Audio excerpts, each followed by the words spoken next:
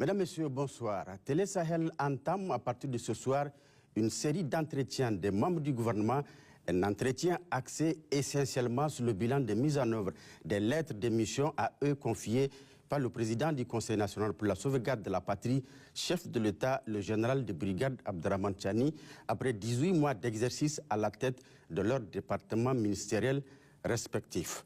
Pendant 30 minutes, chaque membre du gouvernement sera sur ce plateau pour décliner sa lettre de mission et le niveau de son exécution au stade actuel.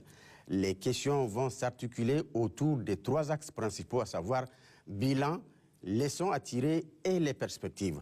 Le passage des ministres respectera l'ordre de préséance tel que établi dans le trombinoscope de la composition des membres du gouvernement, à une exception près, puisque le dernier passage est réservé au Premier ministre pour parfaire éventuellement cet exercice. Un exercice qui va être conduit de bout en bout par Abdoulaye Tchemougou et moi-même, votre humble serviteur. Voilà pour les principes. Pour commencer, nous recevons aujourd'hui le ministre d'État, ministre de la Défense, le général de corps d'armée, Salifou Modi. Monsieur le ministre d'État, bonsoir et merci de votre présence. Abdoulaye Tchemougou, à vous la toute première question. Monsieur le ministre d'État, bonsoir. Avant d'entamer cet entretien qui porte sur votre bilan à la tête du ministère de la Défense nationale, pour planter un peu le décor, pouvez-vous rappeler la situation sécuritaire au Niger d'avant les événements du 26 juillet 2023? Bonsoir, Monsieur Ousmane El Ibrahim. Bonsoir, Monsieur Abdoulaye Tchemougou. Merci pour cette opportunité que vous me donnez pour éclairer le peuple nigérien sur le bilan du ministère de la Défense nationale au titre de l'année 2024. Je voudrais de prime abord témoigner ma gratitude à son Excellence, Monsieur le Président du Conseil national pour la sauvegarde de la patrie, chef de l'État, le général de brigade Abdraman Chani, pour la confiance à ma modeste personne. Je profite également de votre micro pour souhaiter aux téléspectateurs mes meilleurs vœux de santé, de paix et de prospérité. Ces vœux vont également au peuple de la Confédération de l'Alliance des États du Sahel. Puisse Dieu descendre sa grâce et sa miséricorde sur nos pays de l'AES. Et comme vous le savez, avant les événements du 26 juillet 2023, notre pays était en insécurité. Notre pays était en insécurité tout simplement parce que nous ne maîtrisions pas la situation sécuritaire. Nous étions sous tutelle. Nous faisions partie d'un plan, d'un schéma. Ça, c'est un. Et deuxièmement, au niveau national, nos structures de sécurité étaient désorganisées. Les forces de défense et de sécurité étaient bien en place, mais le système était tel que ces forces ne pouvaient pas travailler en synergie. Bien sûr, cela faisait l'affaire de ceux sous lesquels nous étions, en particulier les forces étrangères et précisément les forces françaises. Naturellement, cette situation fait que sur le plan sécuritaire, pour ceux qui s'y connaissent, c'était le désordre sécuritaire. Et à cela, il faut ajouter un certain nombre d'experts de tout acabit qui se retrouvaient dans le système, qui outrepassaient non seulement leurs responsabilités, mais qui se mêlaient de ceux qui ne maîtrisaient pas. C'était pratiquement un charlatanisme sécuritaire Qui prévalait. Bien sûr, pour le commun des Nigériens, tout allait bien. Tout simplement parce qu'il y avait un narratif, il y avait tout un montage en interne et à l'international pour faire croire que la situation était l'une des meilleures de la sous-région. Voilà ce que nous vivions avant les événements du 26 juillet 2023. Monsieur le ministre d'État, dans la lettre d'émission à vous confiée par le chef de l'État, il était question d'élaborer une stratégie nationale de la défense du territoire. Qu'en est-il? Une stratégie nationale de défense, ça englobe plusieurs aspects qui concernent aussi bien le domaine militaire que le domaine économique, le domaine diplomatique, le domaine des infrastructures, etc. etc. Donc, cette stratégie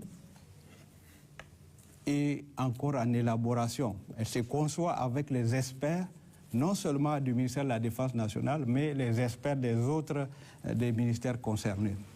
Et bien sûr, cette stratégie doit tenir compte aussi de l'environnement dans lequel nous évoluons, environnement régional, international, mais ça concerne aussi les menaces auxquelles nous faisons face, les menaces d'aujourd'hui, les menaces de demain, les menaces du futur d'une manière générale. Donc c'est un ensemble global de sécurité qui est en train de se mettre en place. C'est dans la durée, mais c'est évolutif également. Alors, pour ce qui concerne la situation de 2024 que nous vivons, il fallait bien mettre en place un dispositif pour faire face à l'immédiat, parce que à partir de 2024, nous sommes entrés dans un cycle de menaces tous azimuts. Il y avait bien sûr ces groupes criminels qui sévissaient un peu partout sur nos frontières, au nord, au sud, à l'est, à l'ouest. Vous vous rappelez, à travers le bulletin des forces armées, les différentes opérations. Donc il y a cette insécurité, on va dire, qui sévit sur les frontières, mais il y a les autres menaces qui sont les menaces de déstabilisation de notre pays, les embargos, parce qu'il faut se dire que jusqu'à aujourd'hui, ces embargos se poursuivent. Oui. Il y a également ces menaces informationnelles. La guerre de la communication. Cette guerre de la communication, où tous les moyens sont mis en œuvre pour non seulement décourager nos populations, nos forces de défense et de sécurité, mais aussi faire comprendre à l'extérieur que rien ne va au Niger. Donc par rapport à cette situation, nous avons mis en place une stratégie militaire concertée, une stratégie militaire collaborative. Et ça veut dire quoi? Ça veut dire que les forces de défense et de sécurité, puisque nous voyons que les menaces sont multiformes, les forces de défense et de sécurité et les populations doivent travailler en synergie pour juguler ces menaces et je dirais même pour juguler ces attaques. Parce qu'en réalité, il y a les attaques terroristes, il y a les subversifs en interne comme à l'externe. Il y a également l'information, dont vous parlez, les médias, en interne et à l'externe aussi, qui sont mis à contribution. Donc, c'est une guerre tous azimuts. Et par rapport à ça, les forces de défense et de sécurité sont certes, et particulièrement l'armée, sont en première ligne, mais les populations aussi doivent être concernées par le problème. Et nous avons réussi en 2024 à faire comprendre à nos populations que cette guerre, c'est une guerre de tout le monde. C'est ça. Ça, c'est cette stratégie de concerter, mais concerter aussi avec nos voisins, les pays de l'AES, le Burkina et le Mali. Donc cette stratégie a porté ses fruits et nous poursuivons l'information, la sensibilisation de nos populations. Parce que notre pays ne peut être défendu que par nous-mêmes. Les forces armées en avant, la population en soutien. C'est cette stratégie que nous sommes en train de développer actuellement. D'accord. Monsieur le ministre d'État, toujours en lien avec cette lettre de mission, il était question d'intensifier les efforts pour le renforcement des capacités d'intervention opérationnelle des forces de défense et de sécurité, notamment à travers le recrutement, la formation du personnel, l'acquisition de moyens matériels et logistiques, ainsi que le perfectionnement du système de renseignement militaire. Qu'est-ce qui a été fait à ce jour, monsieur le ministre d'État? Alors en 2024, je disais tantôt que nous étions dans un désordre sécuritaire. En 2024, il faut mettre de l'ordre dans tout cela. Mais pour faire ça, il faut avoir des dispositifs, il faut avoir une organisation et il faut avoir des hommes pour animer ces organisations. Bien sûr. Nous avons tout cela. Malheureusement, ça a été mal utilisé précédemment. Alors, en termes de personnel, en 2024, nous avions recruté au titre des forces armées nationales et de la gendarmerie 12 792 personnes en termes d'officiers, de sous-officiers, de militaires du rang, de gendarmes, en termes de spécialistes dans toutes les spécialités, la santé, les télécommunications, le génie, l'électricité, etc., etc. Et cela malgré l'embargo. Malgré l'embargo. Et toutes ces personnes ont été formées dans nos centres de formation. Nous avons formé en 2024 18 377 personnes, et dans tous les domaines. Parce qu'une armée ne vaut que par ce que valent les hommes. Et les hommes, pour répondre aux attentes de la population, doivent être formés, doivent être compétents. Donc nous avons, malgré l'embargo, nous avons non seulement recruté à concurrent de 66% par rapport à 2023, et nous avons formé ces personnels-là, renforcé leurs capacités, malgré la guerre que nous menons. Nous continuons à travailler normalement. Les hommes continuent à se perfectionner. Les renforcements de capacités se poursuivent. Ça, c'est pour ce qui concerne le personnel, les ressources humaines. En termes de ressources matérielles, nous avons eu des acquisitions de nouveaux matériels et des acquisitions d'aéronefs, de véhicules de transport, des moyens logistiques, des véhicules de combat, des véhicules blindés, et aussi en 2024 des infrastructures pour améliorer les conditions de vie et de travail du personnel ont été aussi mises en place. Donc je dois dire qu'en 2024, c'est l'année de la prise en compte effective de notre défense nationale et de notre sécurité, par nos propres moyens. La prise en compte de manière définitive de nos moyens de défense, c'est bien entendu, monsieur le ministre. La coopération militaire, cette fois-ci, pour aborder notre sujet, à travers l'établissement d'accords, de partenariats équilibrés et respectueux de la souveraineté de toutes les parties, figure dans votre lettre de mission. Quelles sont les actions entreprises dans ce domaine? Dans le domaine de la diplomatie militaire, vous savez, nous avons dénoncé un certain nombre d'accords, dont les accords de défense avec la France, fin 2023. Alors, à partir de 2024, les partenaires qui étaient ici devaient se soumettre ou bien devaient aller dans le sens de ce que nous voulons donner à cette coopération militaire. Bien sûr, dans la poursuite de ce qui s'est passé en 2023, certains partenaires ont décidé de suivre les forces françaises. Des accords ont été suspendus les accords initiaux militaires ont été suspendus avec ces pays. Et ces pays se sont retirés. Nous l'avons fait de façon diplomatique. Et ces pays ont retiré également leurs troupes en 2024. Et nous avons entrepris, dans le cadre de cette diplomatie, de nous adresser à d'autres partenaires. Parce que, comme on l'a dit, le Niger va défendre ses intérêts et le Niger ira là où se trouvent ses intérêts. Et le Niger scellera ses partenariats en fonction de ses besoins.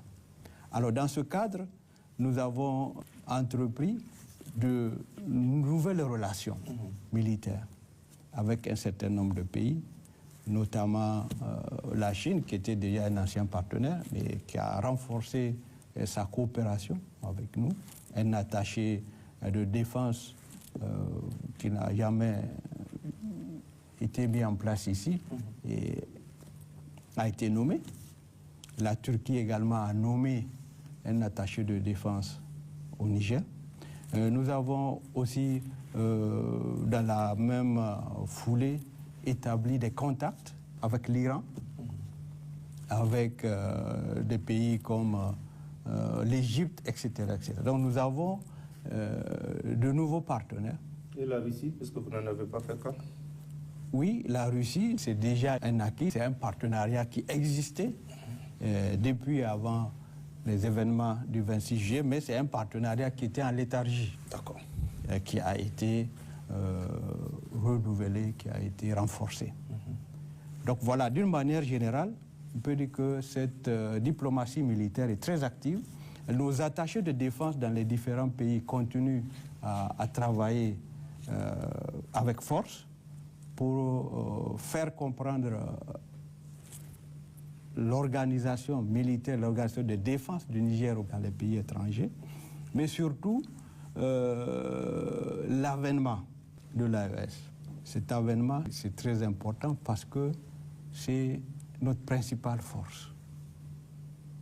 Et c'est un avènement original et qui permet, au-delà de ces questions de diplomatie, échange d'attachés de défense, mais qui va au-delà. Donc la diplomatie militaire se porte bien.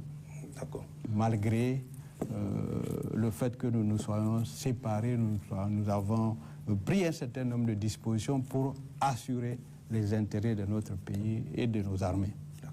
Monsieur le ministre, vous parlez à un instant de l'avènement de l'AES, qui était une excellente chose pour nos trois États. Alors, question, monsieur le ministre d'État, nous sommes dans la confédération AES avec nos frères du Mali et du Burkina Faso. Il était question de la mise en place d'une force conjointe et des opérations militaires mixtes entre les trois pays pour lutter efficacement contre le terrorisme et la criminalité transnationale organisée. Où en sommes-nous sur ce différents points précis, monsieur le ministre d'État? Oui, l'avènement de l'AES, vous savez, est parti de cette question de défense.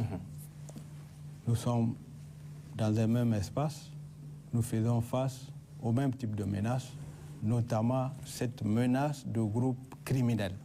Il fallait mutualiser nos efforts. Parce que lorsque vous avez un terroriste qui quitte un pays pour aller dans l'autre, quand il est pourchassé, vous ne pouvez pas être en sécurité. Oui, ça c'est sûr. Alors, en plus de ça, vous vous souvenez de la guerre de la CEDEAO contre notre pays.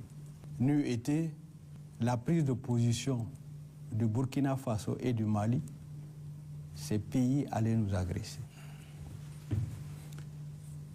Ce qui fait que la création de l'Alliance des États du Sahel, cette création est notre passeport pour la sécurité.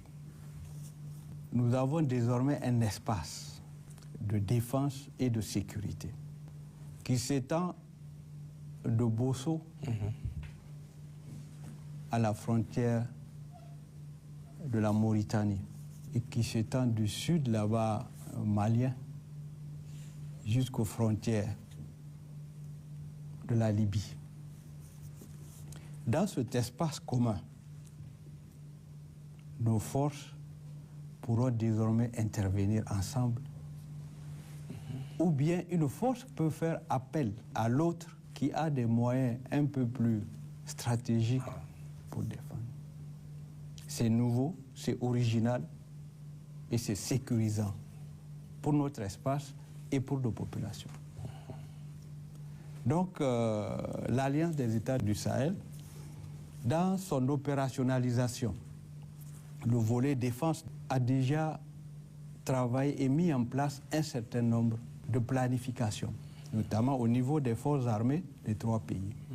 Et les différents chefs d'état-major des armées se rencontrent régulièrement pour peaufiner cette coordination. Et la force unifiée, qui est pratiquement prête, cette force unifiée a un effectif de 5000 hommes. Cette force unifiée aura non seulement son personnel, le personnel, mais ses moyens aériens, ses moyens terrestres, ses moyens de renseignement et bien sûr son système de coordination. Et ce serait une force expéditionnaire, une force qui peut être déployée partout sur l'espace de l'AES. Nous y travaillons, les chefs d'état-major ont déjà fini leur planification et c'est une question de semaine pour que cette force-là soit visible sur le terrain. Mais d'ores et déjà, nous avons entrepris de faire des opérations, que ce soit entre le Burkina et le Niger, ou opérations à 3, ou bien des opérations de soutien à l'un ou l'autre des pays. Et ça marche très bien. Ce n'est pas lourd comme dispositif à mettre en place. Et il y a surtout la compréhension et la capacité de travail que nos officiers des 3 pays ont pour pouvoir mettre en œuvre les troupes sur le terrain et assurer le soutien de ces troupes-là. Monsieur le ministre d'État, revenons à l'interne. Avez-vous mis en place un cadre ou un mécanisme d'évaluation de performance au sein de votre département et quels en sont les résultats?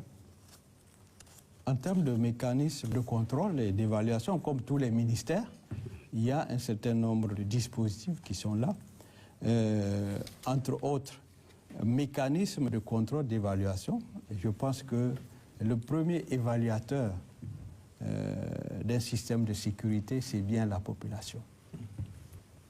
Et nous observons que malgré la multitude de menaces, malgré la multitude de crises autour de nous, que les forces armées, FAN gendarmerie, assurent la sécurité, assurent la stabilité. Et à travers le bulletin des forces armées, qui est chaque 2 fois par semaine, le Nigérien peut avoir une idée de ce qui est fait sur le terrain. À titre d'exemple, pour l'année 2024, nous avions quotidiennement sur le terrain 18 000 hommes. Sur le terrain au quotidien? Au quotidien. D'accord. Alors, c'était en janvier dernier, en janvier 2024, nous étions à 12 000 hommes.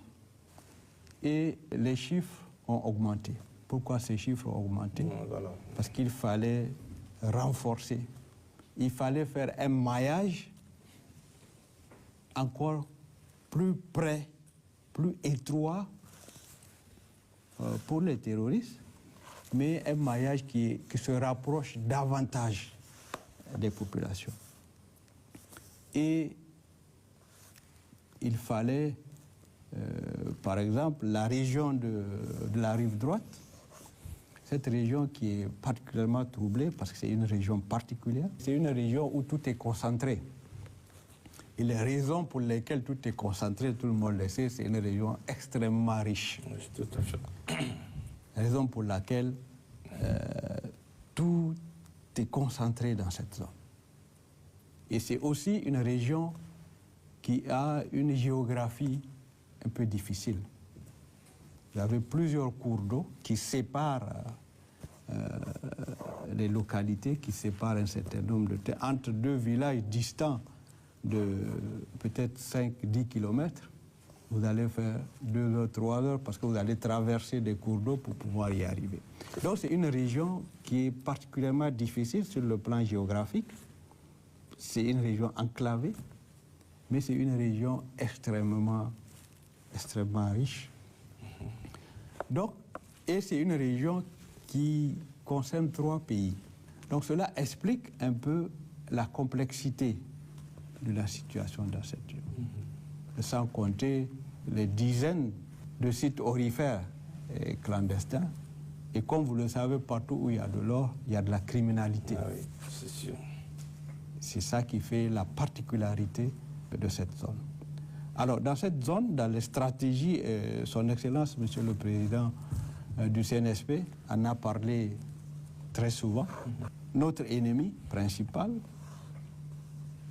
a donné des instructions aux terroristes pour non seulement chasser les populations, empêcher de s'adonner à l'agriculture. Et c'est pareil de l'autre côté de la rive, sur la rive gauche, la région de Tillabéri. Parce que l'espace est recherché. Il fallait vider les populations. Bien sûr. Il fallait vider le terrain. Alors, l'accroissement des effectifs s'explique par la création de nouvelles unités de gendarmerie et la création de nouvelles unités militaires. Parce qu'il fallait à tout prix que ces populations puissent rester chez elles et que ces populations puissent cultiver. Et dans certains cas, les militaires devaient accompagner les populations pour aller au champ, cultiver, les accompagner pour revenir au village. Cela a naturellement augmenté les effectifs armés. Et après la saison des pluies, il fallait les aider à récolter. Il fallait les aider à engranger leur récolte. Et en 2024, Dieu merci, les populations ont pu cultiver, que ce soit dans la région de Walam, que ce soit dans la région de Téhéran. Il y a eu également des opérations de sécurisation des intérêts stratégiques. Oui. C'est la protection de tout ce que nous avons, les sites miniers, les sites pétroliers. Il y a aussi, bien sûr, les pipelines, même si il y a encore des actions de sabotage qui sont perpétrées. Mais toutes ces questions ont été encore prises en compte et ça explique la création de cette nouvelle force, la force de protection et de développement. Cette force aura pour mission de protéger toutes ces infrastructures critiques et aussi de participer aux actions de développement comme l'agriculture, comme l'élevage, comme aussi la fourniture de services et aussi pour former aux travaux manuels, de former les populations ou de construire des routes. C'est une force spéciale qui dépend de l'état-major des armées, à l'image des sapeurs-pompiers, à l'image de l'armée de l'air. Oui. Et cette force-là sera là pour aider à développer notre pays, aider à protéger les infrastructures d'intérêt économique. D'accord. Avant, une dernière question, peut-être de cet entretien. Au début de cet entretien, vous avez évoqué la situation sécuritaire d'avant d'avant le 26 juillet. Alors, question, Monsieur le ministre d'État, pouvez-vous nous donner de façon générale votre sentiment sur la situation sécuritaire actuelle? Alors, ce qu'il faut retenir de la situation actuelle, c'est que nous sommes dans une situation de sécurité assumée. De sécurité assumée. De sécurité assumée. Nous assumons entièrement la sécurité et la défense de notre pays. D'accord. Je disais que c'était avant le 26, c'était une sécurité plus ou moins sous-traitée, sous tutelle. Aujourd'hui, c'est nous qui défendons notre pays par notre génie et avec les moyens dont dispose notre pays. C'est ça la situation. Et le sentiment que nous avons en tant que ministre de la Défense nationale, c'est un sentiment de satisfaction. Un sentiment de satisfaction parce que les Nigériens sont au devant pour une fois. Les Nigériens ont confiance en leur capacité.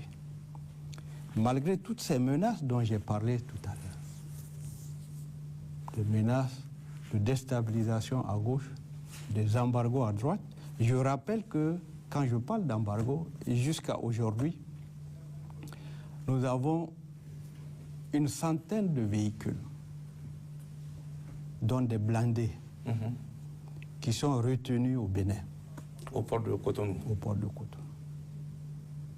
Pour nous ne savons quelle raison.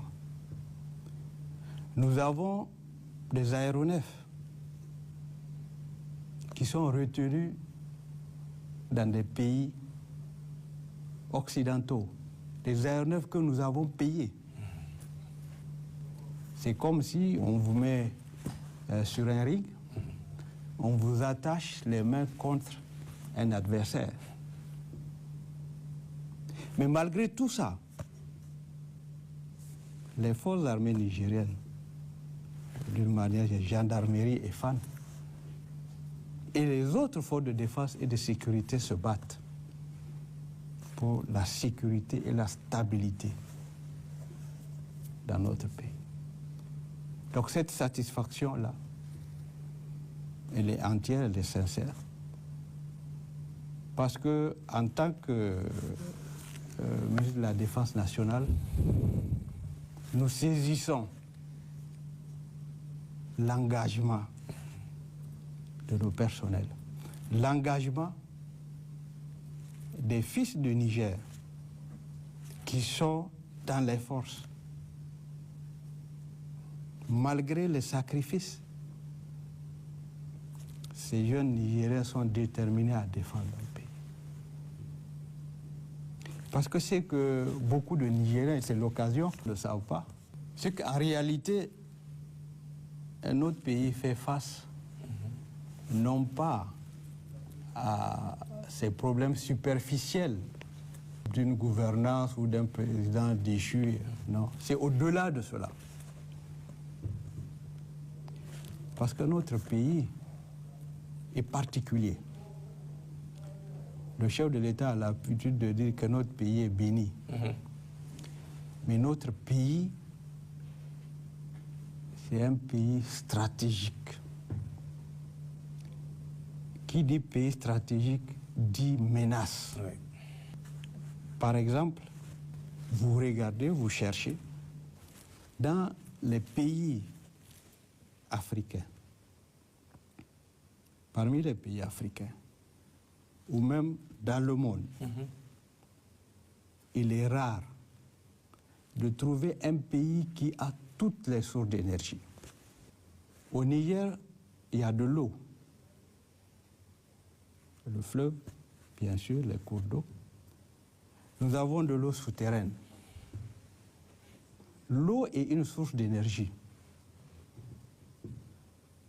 Au Niger, il y a du pétrole. Ça, tout le monde sait. Tout le monde le sait, c'est sûr. Au Niger, 365 jours par an, il y a du soleil. Au Niger, il y a de l'uranium. Et quand on regarde toutes les guerres du monde, c'est la source d'énergie. Tout à fait. Raison pour laquelle, au Niger,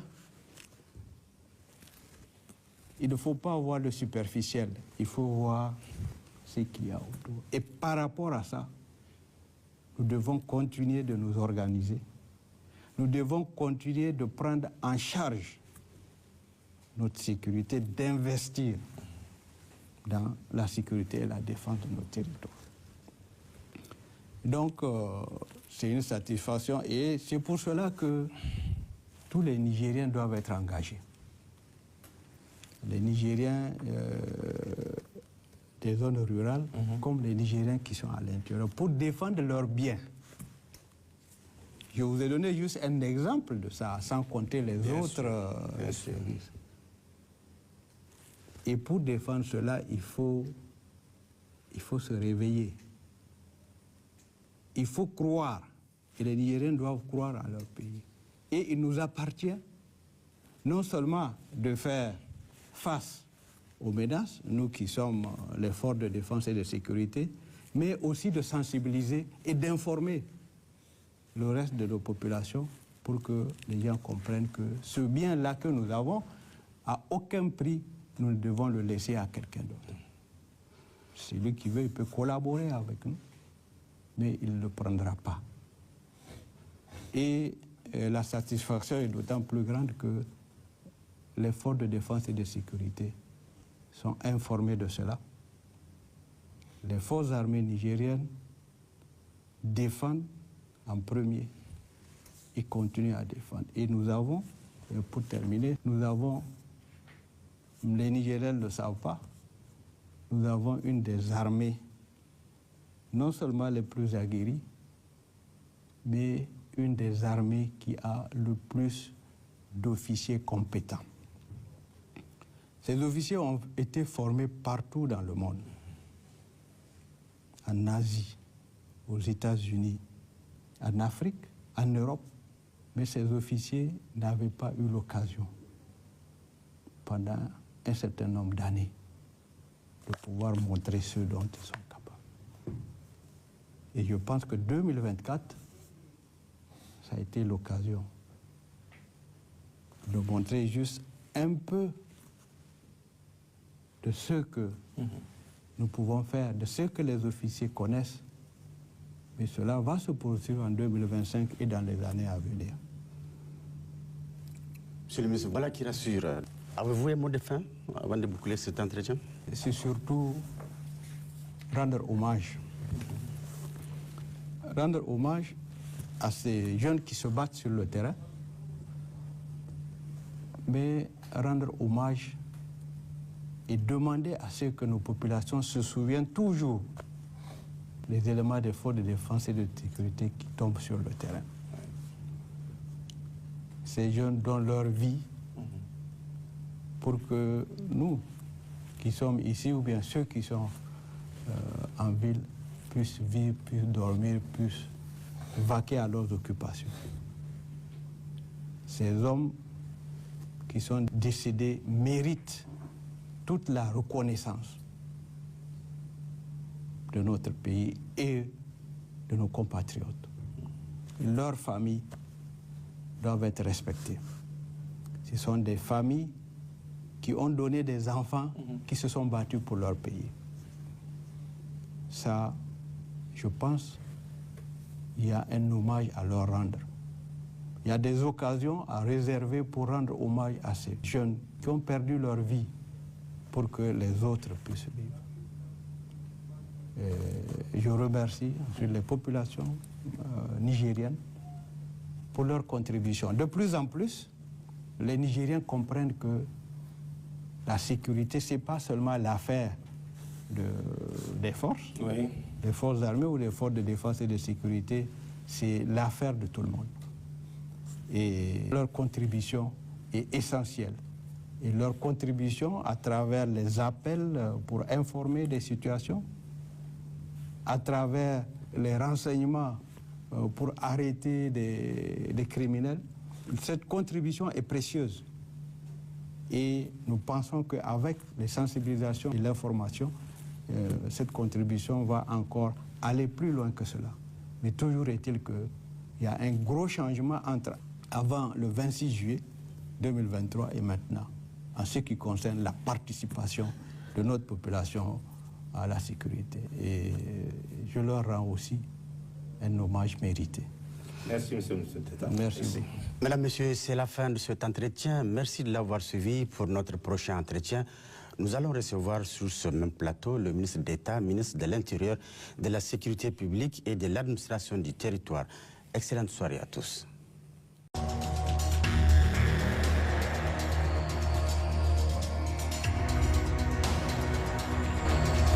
Audio Jungle.